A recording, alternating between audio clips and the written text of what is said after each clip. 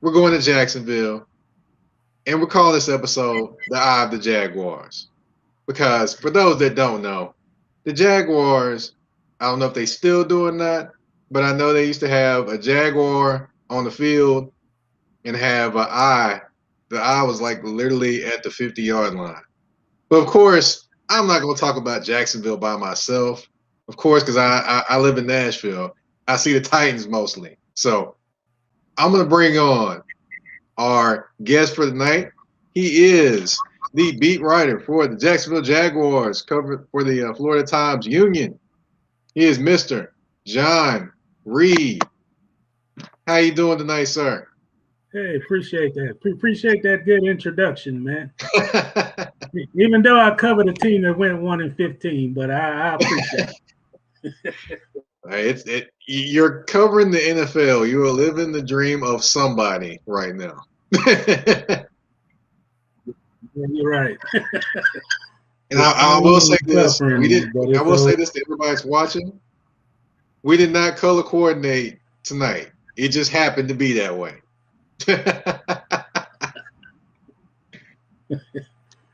All right. Well, definitely the Jacksonville Jaguars, a lot of buzz this offseason, a lot of talk about them and what they were going to do. And you knew the coach was probably going to get fired after a 1-15 season. You just knew that. So in comes Mr. Urban Meyer.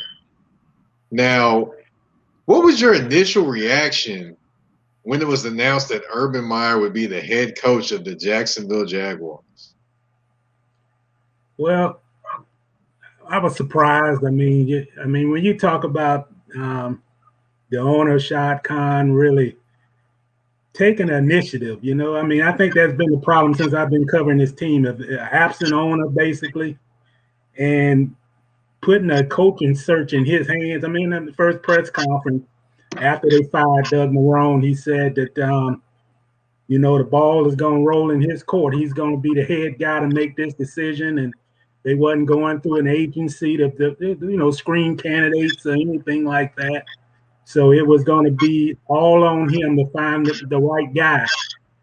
And, there was rumors that Urban Meyer was thinking about coming out of retirement and those kind of things. But I was completely shocked. I just didn't think that they would have the I don't know. I just didn't think they would have that aggressive push to lure a guy out of a retirement like a Urban Meyer. I thought they would go with sort of like a lateral move, kind of cheap move, not put any money into it. And I have to commend them. I really thought that, who knows? It sounded like this was a plan last year. Just keep Doug Marrone and Dave Caldwell alone, and they'll get you 1-15, and you'll get a number one pick that will lure Urban Meyer out of retirement. That's kind of what it looked like from behind the scenes. But I say this, Mike, I really feel they done gave this guy the key, the car, the yacht. I mean, they're giving him everything. I mean, he's got more power than the man sitting at 1600 in Washington D.C. to me. I mean, he's got everything. He's got more. I mean, he's got the entire franchise look like they're reporting to him.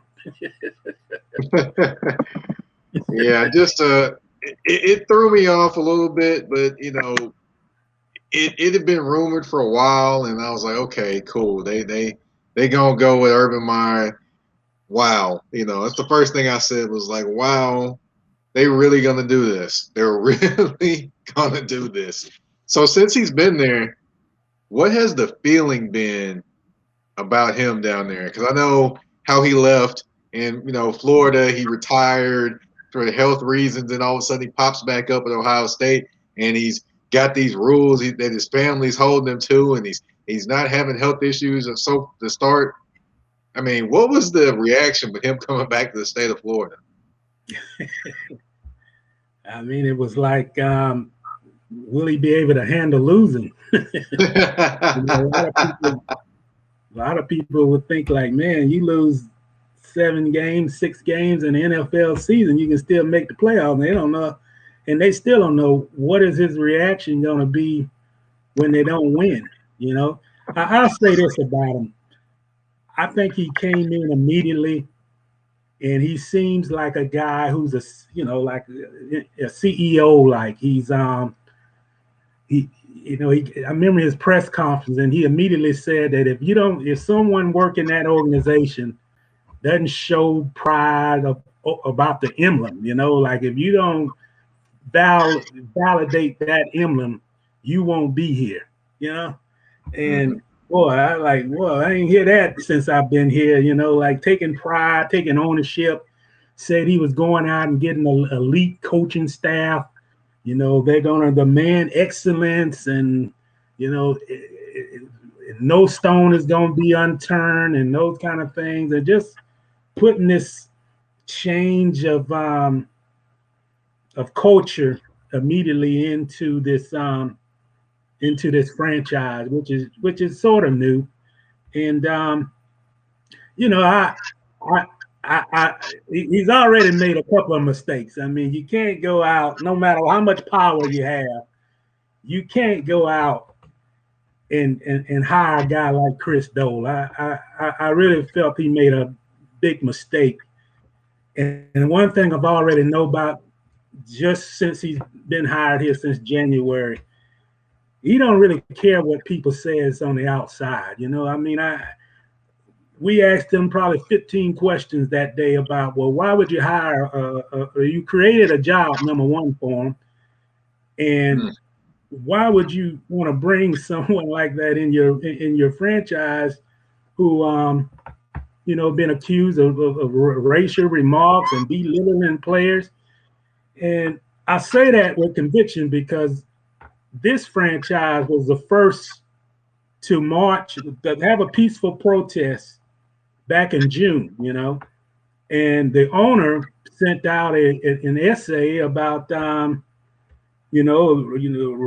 racism has no tolerance and those kind of things. So it was puzzling to me that, I mean, you hire this guy, you defend the guy, and you just can't make. I mean, maybe in college you can make a mistake like that. You want to help a friend out and those kind of things, but you can't do that in the NFL. And hopefully he learned that lesson and from that mistake, because Dole did resign the day after they formally introduced his staff. But no matter how much power you got to have a little dignity, and you got to have. I mean, you got to show some recourse and respect for what this league represents. You can't have the commissioner talking about how this league want to change and hear the concerns and be diverse and those kind of things. Then you bring in a guy that's actually been accused of that, and whether it was true or not, you don't want all your focal point of coming in. New staff, new this. We're gonna win this. We're gonna change our culture, and then you come in and immediately make a mistake like that on, the first couple of weeks on the job. I mean, that just didn't sit well. It didn't sit well in Jacksonville, and it obviously didn't sit well in the around the country. And I blame the owner. I mean, you can't. You can't have the owner to write an essay, talking about George Floyd and those kind of things, and racism got to change, and then you make a hire like that. So that was immediately been his first mistake, and hopefully he won't be making any more like that. But that's all. I mean, in the city, people here they expressed their dissatisfaction for something like that. So hopefully he learned his lesson. Well, one thing I would also ask as well is, now, if I remember correctly, there is a player from Iowa that was there when Doyle was there, that's on the Jacksonville Jaguars team. Yeah. What was the feeling amongst the players when they announced this? Was there any backlash that was posted on social media, or any player that you may have reached out to? Well, surprisingly, none went on social media, and it's been so with this, social media and those kind of things that there wasn't any react from the players. Surprisingly, I'm sure that they was muzzled and couldn't. But and the player you're talking about is Maben, Greg Maben, the cornerback, and he was there. And we obviously didn't get access with him, but I mean, the even if they didn't speak out, I mean, you got a guy like Chris Connolly who spoke on the steps of the police department in June, and saying that this franchise, you can't just talk about it and then once the season starts, it's all forgotten. And whether the head coach is gone or not, it's not an example of Doug Marrone. The example of is your franchise, and you can't say those things in June and turn back around 9 months later, and it's like you didn't say it. Right. Whether you have a coach or not, you can't go protest in the city of Jacksonville and then basically hire a guy who's been, basically accused of being a racist, basically. Right. It just didn't. It made me scratch my head too, and I was like, okay, because I looked at the coaching staff and I was like, one of these names rings out to me. I know it's not Chris Ash or from Rutgers, which he didn't really win much in Rutgers, but I was like, one of these names, just something don't feel right about one of these names, and sure enough, it was Doyle, and I was like, did this really just happen?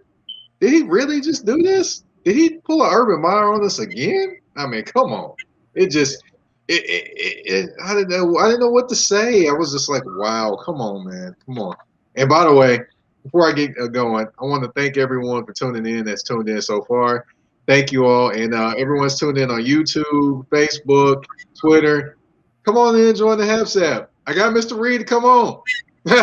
But as far as everything, man, hey, it takes everything. You just basically come one place, and you can basically shoot out your broadcast to many different places.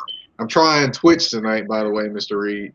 But so I've got it everywhere tonight in one place, all live. And I mean, I guess after the show, I ask you what you think about it, but we'll talk about that later. But I just want to also thank as well Carrie Wood for checking in tonight.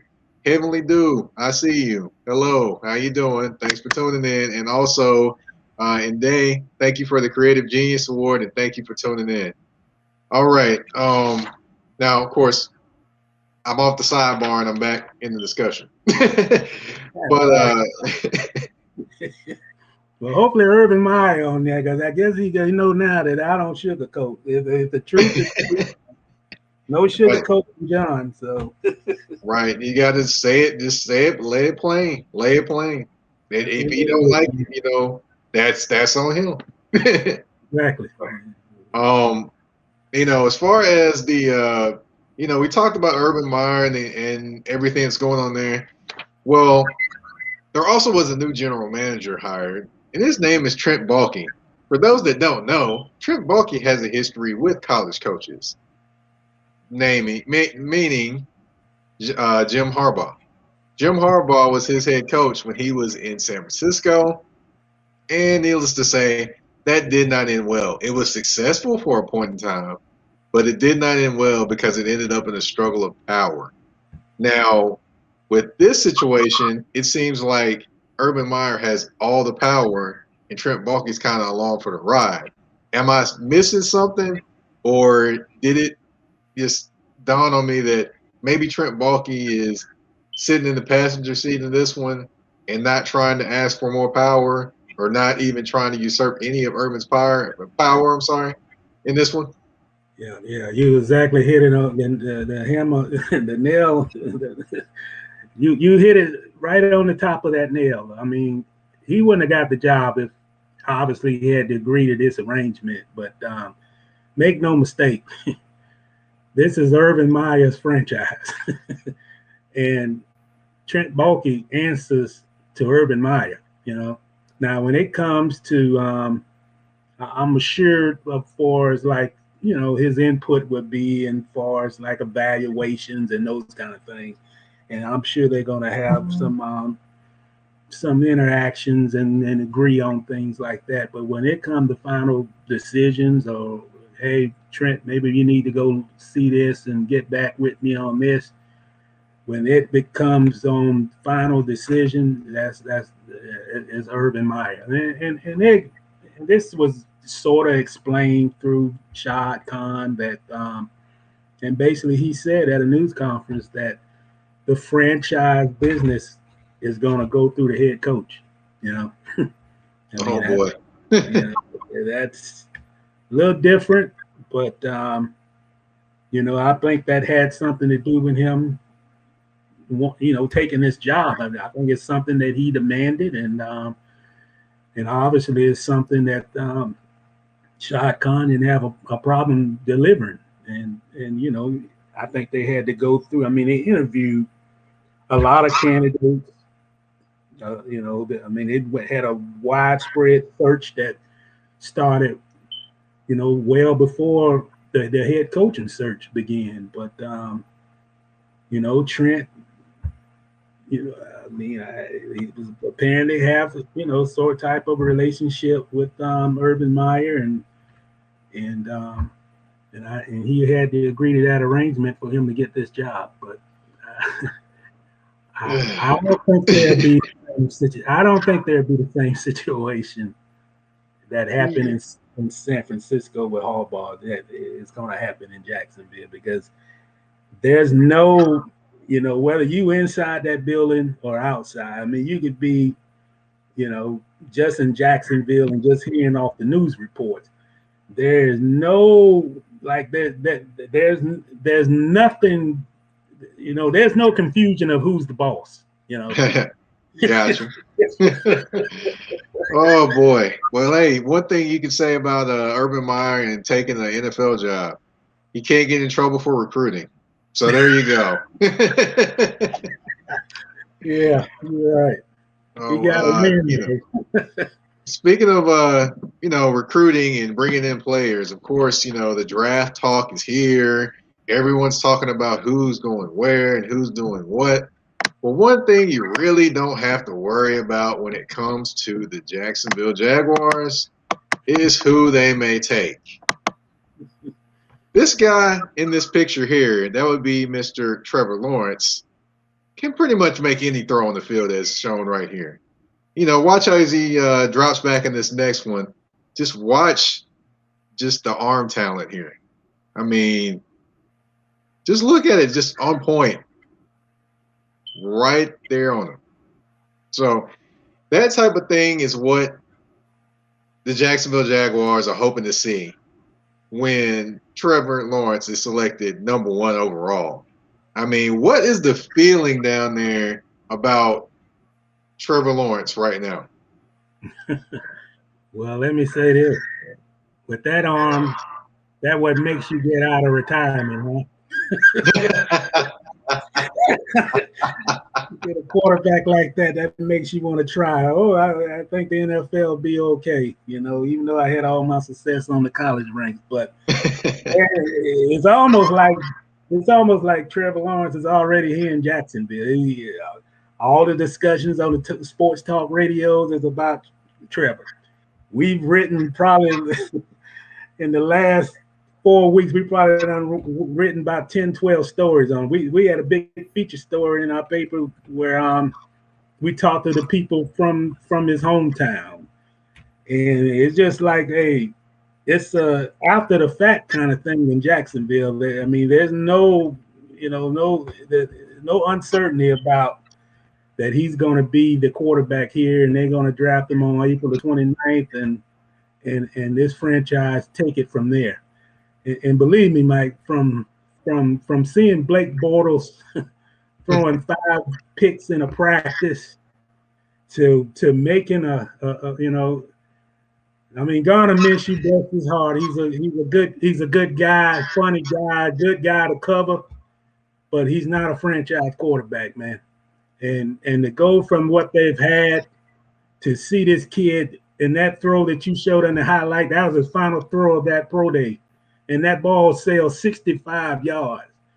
I don't think the Jaguars had anybody over the last 20 years who could throw a spiral 65 yards and complete that pass.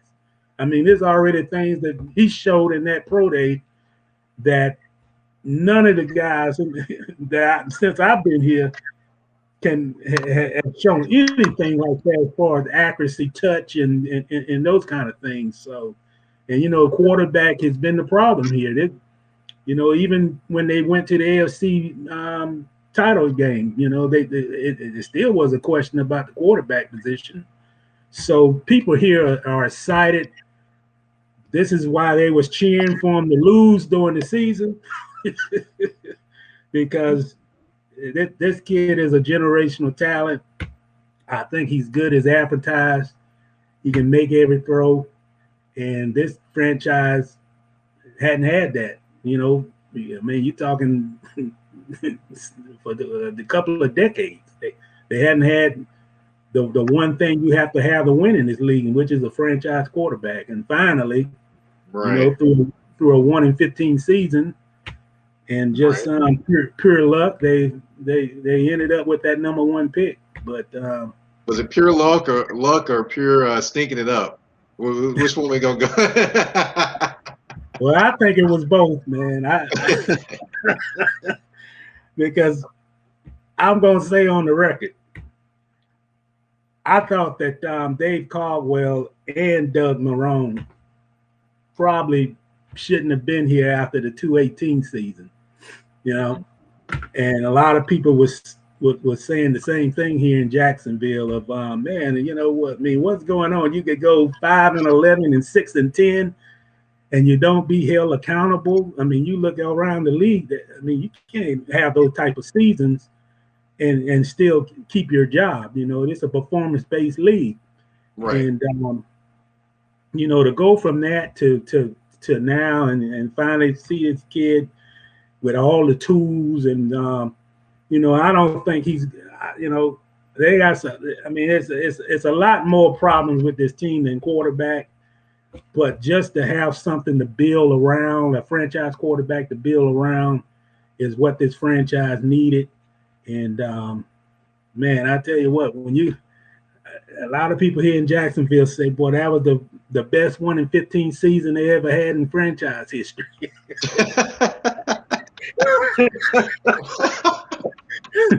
Wow. There's a way of a 1-15 season. Now you could be 1-15 and maybe win like maybe a game in November or something like that. But when you win the opening game and then you will lose 15 straight to end the season, man, I used to cover the NBA, and I covered the Hornets in New Orleans in 04-05. The draft that they got Chris Paul. And that season before was Byron Scott's first season. They went 18-64. That's what this season felt like. Goodness. Oh, we got a comment here too as well that said about another caveat of Urban Meyer going to the NFL. You'll get a kick out of this one. Once it gets on the screen, here it goes.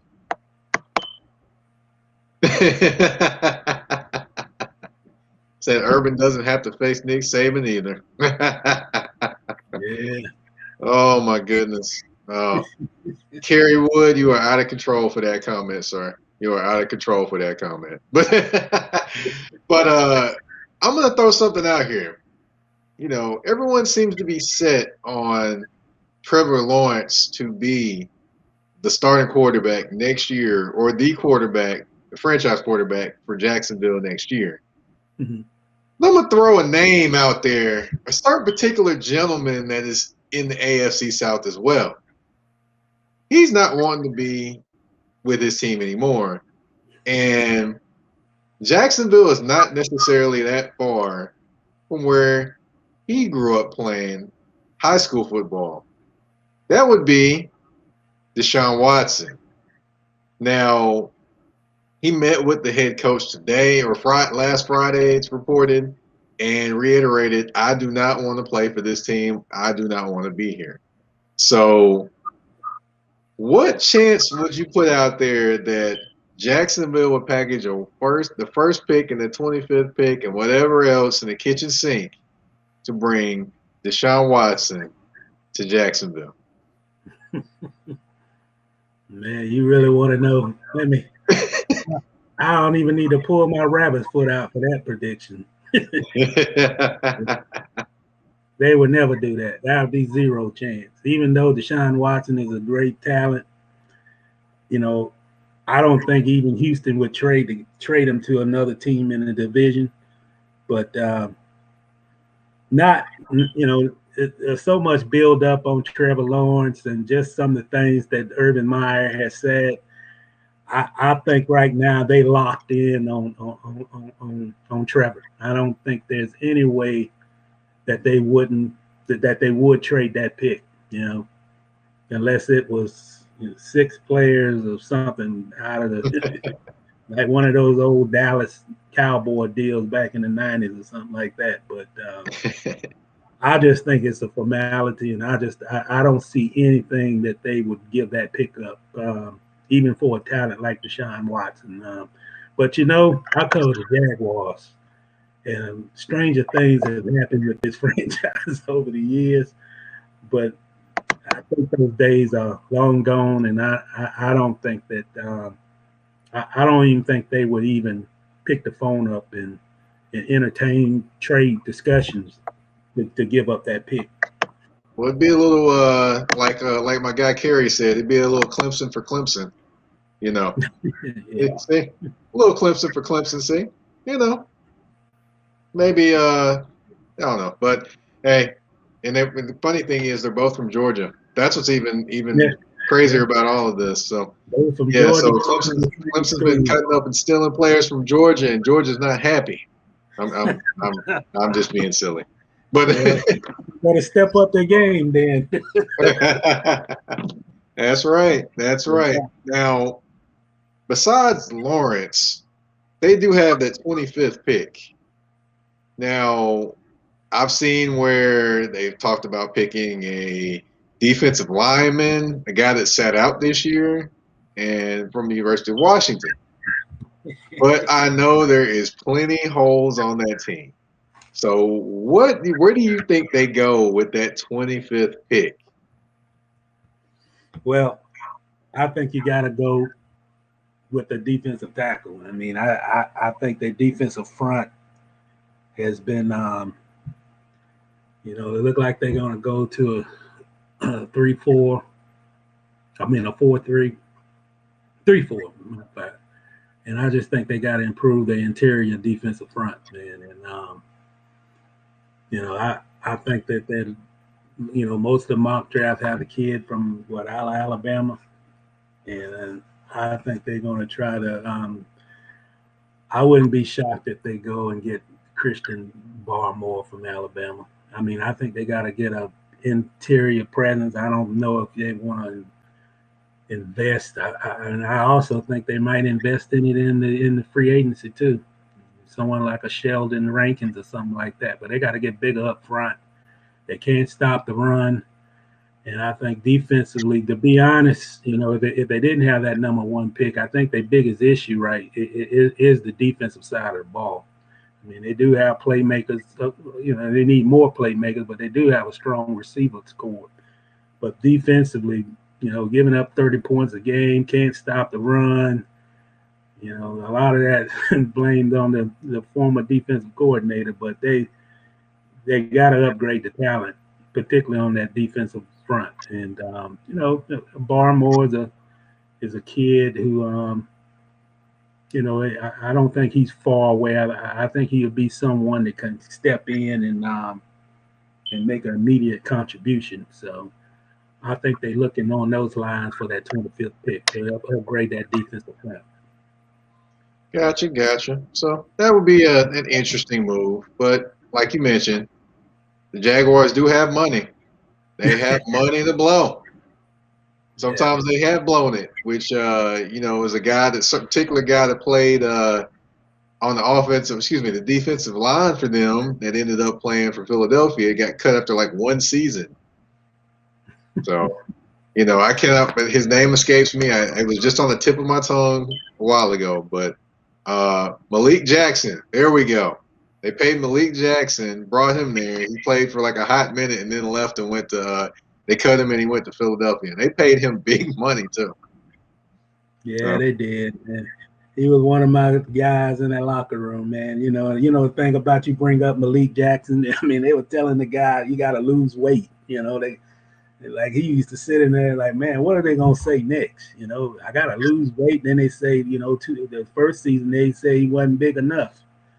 And I think they made their decision after they played a game against the Colts, and he had a tough game against the Colts, and man, it's like they just, I don't know. I mean, those are some of the calls that was made back in 2018 that just kind of questionable.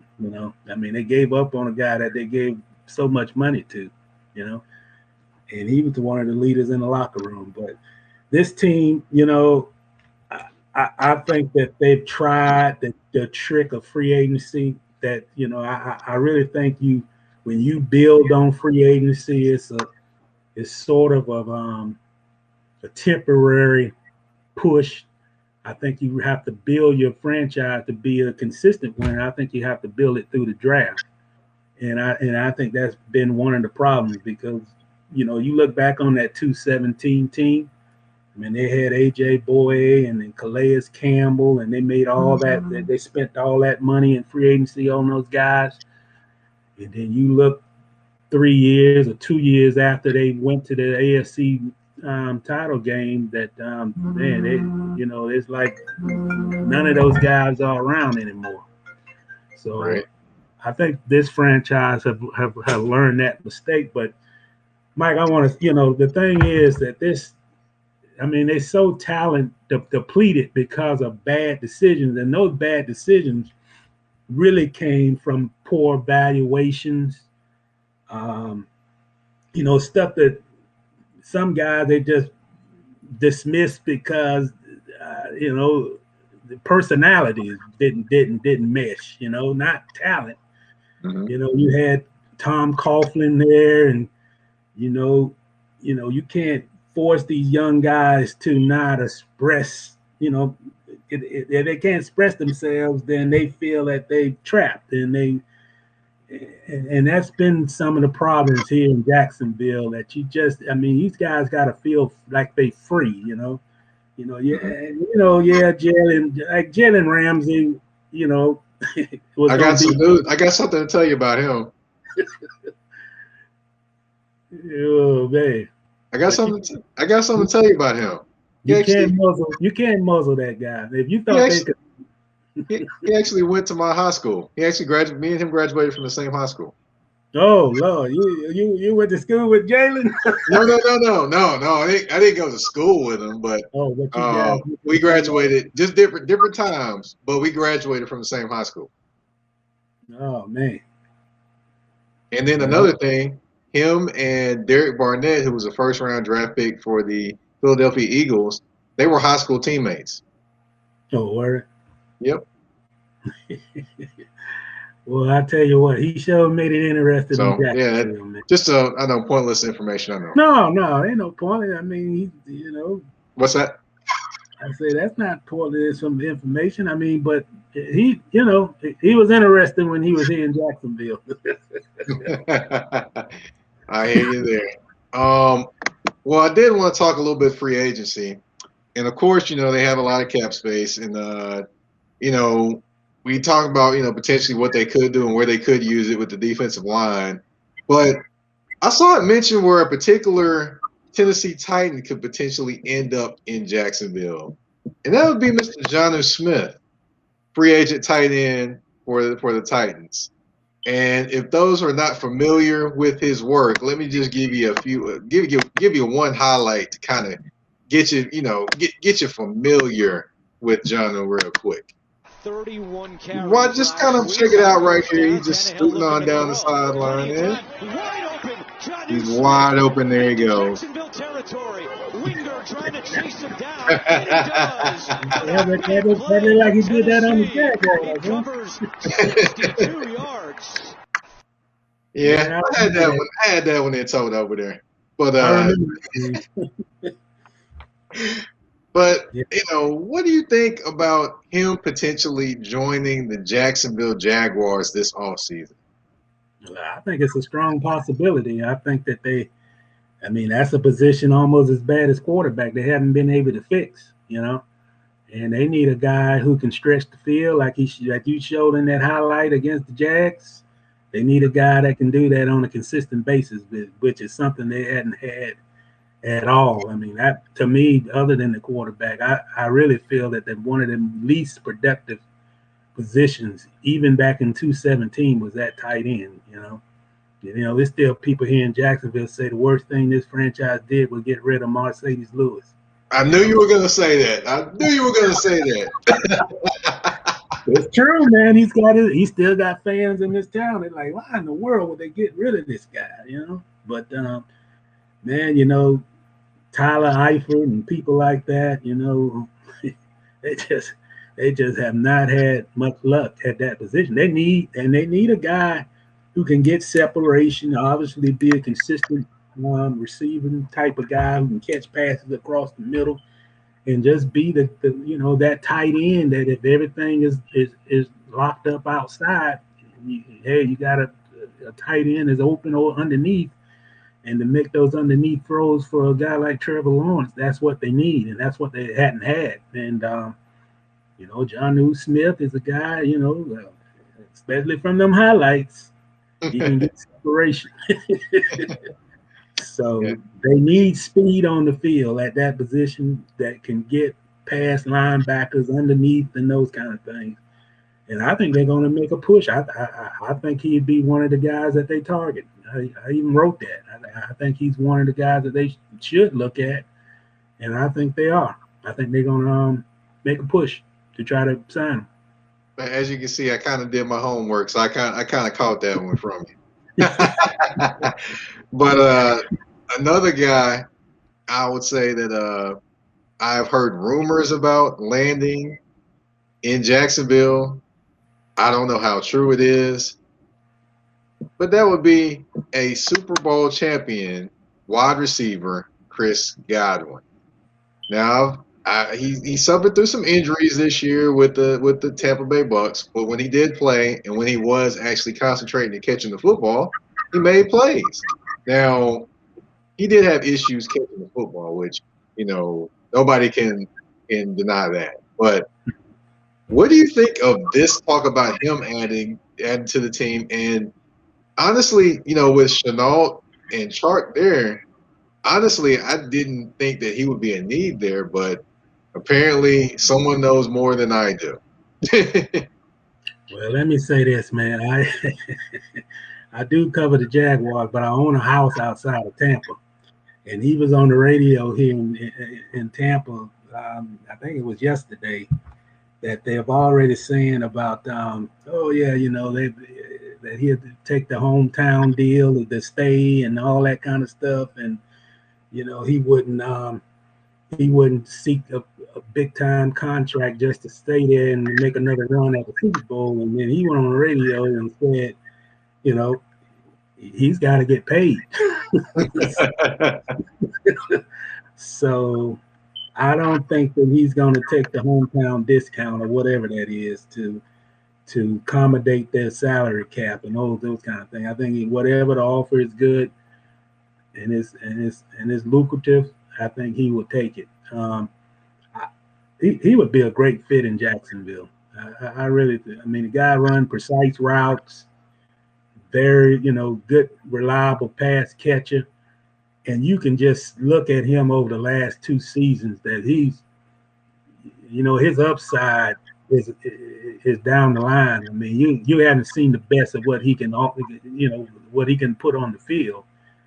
And as far as the Jaguars, that's the kind of talent that they need. That this ceiling of getting better and not producing at his best yet. In his best years is probably, for him, it might be 2 years away. But his level of performance right now would make him be their top receiver on the Jaguars roster in my book, and that's the kind of talent that they need. That a guy right now that's flourishing, but man, the best is yet to come type of talent. He can get separation, he can make any catch, and they don't have that. I mean, they don't have that type of consistency. And they got to. I think the Jaguars have a nice, talented, young group of receivers, but they don't have that guy that you can just count on game, no matter what the coverage, can get separation and get open and make that catch. And here's a guy, I think the best is yet to come for him, and he can make those type of catches. But hey, 75. They got $77 million available, in free agency for the Jaguars. I think those are that's what you have to use that money on. Get guys that can't pull from a Super Bowl caliber team and make that splash signing, and he would be a splash. He'd be a tidal wave. Now, I'm looking here. Let's see. I got Rodman H. Hello from Detroit. Thanks for tuning in, Rodman. I've got a Bucks fan, Yassine Moore. Of course, he's made his comment here as well. I gotta show love to the comment there. I'll show love to the comment. He said he's already calling a repeat for next year. He's calling a repeat next year already. Yeah, well, they got to keep their talent. They got a lot of guys they got to get signed, including Leonard Fournette. Right, and then you got David too. David is a free agent too. Yeah, they've got a lot of them. Now, speaking of other free agents, we talked about Godwin. We talked about Jonnu Smith. What other free agent buzz do you see out there regarding the Jaguars and Urban Meyer recruiting somebody legally to the Jacksonville Jaguars? Well, let's bring this up. I guess the elephant in the room is they got to do something at left tackle. I mean, to me, I don't think Cam Robinson is that guy. They could, put the tag, exercise the tag on him, but I don't think he's their long-term solution. So why not make a big splash and, go after Trent Williams or somebody that's at that level, or make the trade with the Ravens to get somebody, because you got to protect at any cost. You got to get a guy that can protect Trevor Lawrence blindside. Right. And to me, I've seen a lot of different, Cam Robinson has been hurt. To me, I think he's sort of digressed in his development. Footwork, his hand technique has been problematic, and sometimes it looked like he plays sluggish a little bit. And when you look at those PFF ratings, I think he was sick. I think he got a 61 grade this season, and the season before he was at 54. So he's not making that climb that you would think that a 4-year player who was drafted in the second round out of Alabama would be producing. He's a free agent, and I think they have to upgrade that position, and Jawan Taylor is having some issues at the other side. So the issue is their tackles, and you can't you can't invest in this quarterback and don't protect on the edge. So you got to do what you got to do. You got available money, then you need to probably go out in that market and get the best that's available. And I think that's one of the priorities should be for this. I know that a lot of people think that, man, you don't want to invest in a offensive lineman and that kind of thing, and you don't want to take a chance on drafting one to put in that position. I've heard some things that maybe they, put the franchise tag on Cam and then draft left tackle to just, he'd be a bridge until this guy get ready. I don't think that's the answer. I think you got to go. If you got a hole at that position, then you fill it with a veteran, a good veteran, a Pro Bowl caliber veteran. So this guy won't be, you have all this hype about Trevor Lawrence, and then you know, you don't want to see him get hurt, unnecessarily because you didn't plug a hole that was already, man, that hole been there for the last 2 years at least. I mean, they've had an issue at those tackle spots. I think Jawan Taylor is a good pickup. I think he did a little regression in his second year. But you got to solve that issue on that left side, man. And why not go and make a splash and get a proven guy and pay him what is needed? You really can't get a good left tackle in this league without paying him 13, 14, $15 million. So why not make that move so you won't be looking next year at the same problem that they've been looking at for the past 3 years, in my opinion. And as I told you earlier, I think the biggest problem with the Jaguars, why they went 5-11, why they went 6-10, and why they went 1-15 a little bit is because of decisions in the front office as far as relating to not taking care of the roster needs, not drafting correctly. You using draft picks on projects that don't pan out, and you have to when you make whether it's free agency or first and second round picks, you have to make sure that you picking what you picking a pick. You're not picking Taven Bryant, who can't produce for you, and you still feeling that the window hadn't closed, and you still thinking that he's gonna develop into something. And in this league, man, that window closed real quick. You can't do that franchise. You can't be that franchise who's waiting 4 years for a guy to make some plays. And hopefully, the new philosophy in Jacksonville is that, as a front office, if you make a mistake, well, don't go 4 years and not acknowledge it. If it ain't working out in 1 or 2, 3 seasons, then it's time to move on and change that mistake into getting something better. And those has been the issues here in Jacksonville. You cannot. I mean, to be really, they've been 3 years without addressing the left that tackle spot. I mean, Cam played two games in 2018 because he was injured, and he came back that following season. He was injured again, and and then you thinking that he's gonna make the jump, and he didn't make the jump. He regressed a little bit. So you got to rectify that problem if you're gonna go out here and get this franchise quarterback and put the franchise in this kid's hands, and you got to protect him. He's a great quarterback with a great arm.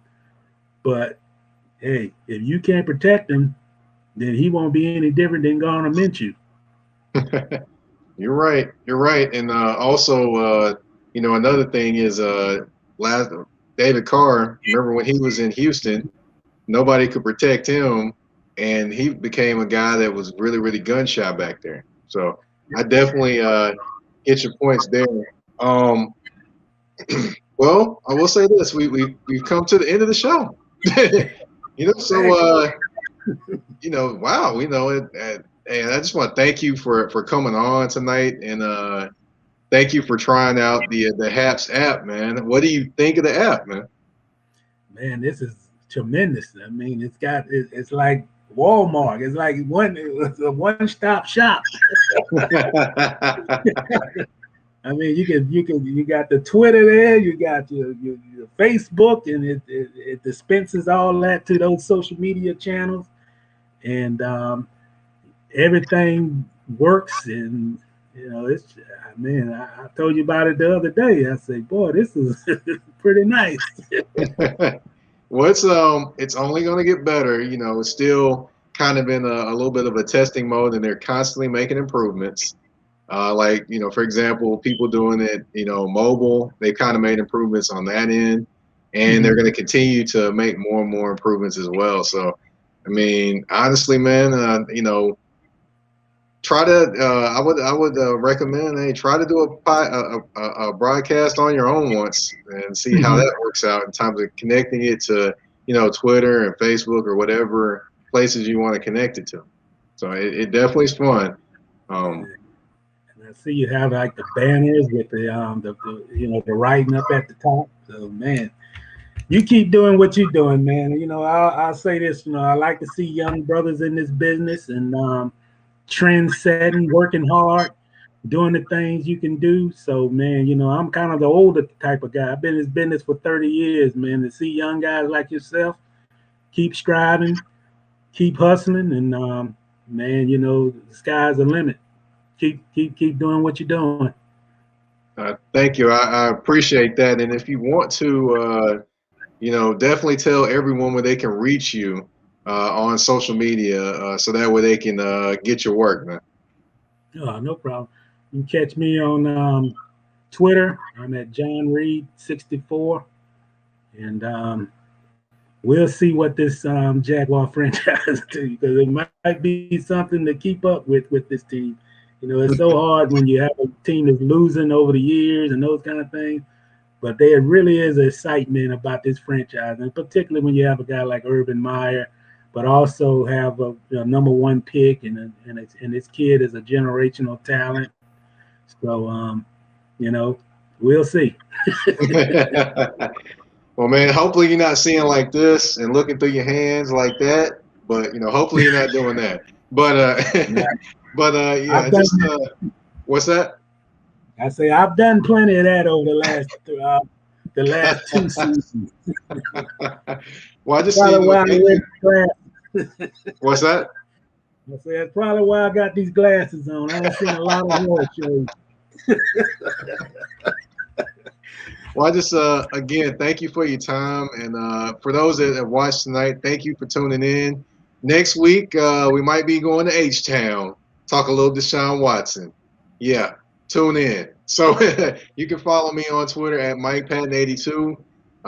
Just recently put out the top 5 free agents on the Titans roster this year. Through the 3-point conversion, which that's who I write for. One of the many places I write for. That's the number 3pointconversion.com. You can definitely check out that article, and of course debate with anyone you would like as to see who stays, who goes, whatever. And then of course this week coming up, I think I'm going to work on the top 5 potential cuts. I think that's going to be fun. So, but yeah, thank you everyone for tuning in, and hopefully you have a great night leading into a great weekend. And thank you again, Mr. Reed. Hey, no problem. Thank you, man. Yes, sir.